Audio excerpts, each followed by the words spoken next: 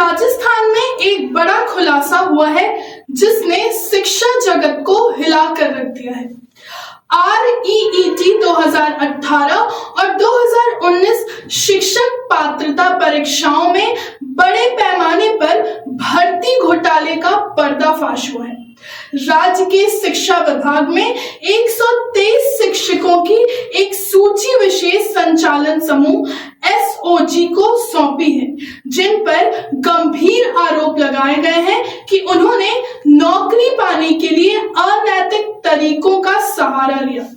इन आरोपों में नकल, दूसरे व्यक्ति को परीक्षा में बिठाना, फर्जी फोटो का इस्तेमाल और प्रश्न पत्र लीक जैसे संगठित धोखाधड़ी शामिल है।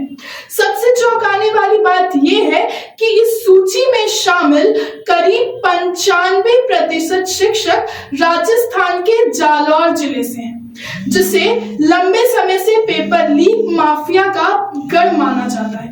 सूत्रों के मुताबिक कई मामलों में एक ही गैंग ने परीक्षा से पहले ही पेपर लीक पर भारी रकम वसूली थी, जबकि कुछ उम्मीदवारों ने अपने स्थान पर किसी और को परीक्षा में बिठाया और फर्जी पहचान पत्र व फोटो के जरिए सिस्टम को गुमराह किया। SOG ने सभी मामलों में FIR दर्ज कर जांच शुरू कर दी है। अब इन शिक्षकों की नियुक्ति प्रक्रिया, उनके शैक्षणिक रिकॉर्ड और परीक्षा परिणामों की बारीकी से पड़ताल की जा रही है। विशेषज्ञों का मानना है कि अगर ये आरोप साबित होते हैं तो ये न केवल भर्ती प्रक्रिया की शाखा पर गहरा धक्का होगा, बल्कि बच्चों के भविष्य के साथ भी खिलवाड़ माना जाएगा। शिक्षा विभाग का कहना है कि दोषियों पर सख्त कार्रवाई की जाए और उनकी नियुक्ति रद्द कराने के साथ साथ जेल भेजने की भी तैयारी हो। वहीं विपक्ष ने इस मुद्दे पर सरकार को घेरते हुए कहा है कि इतने बड़े स्तर पर घोटाला होना इस बात का सबूत है कि पूरे सिस्टम में अंदर तक भ्रष्टाचार फैला हुआ है। उधर जालौर के नाम का सीधा साथ साथ बार बार नाम जुड़ रहा है और पेपर लीक माफिया की छवि ने वहां के ईमानदार अभ्यर्थियों को भी संदेह के घेरे में ला दिया।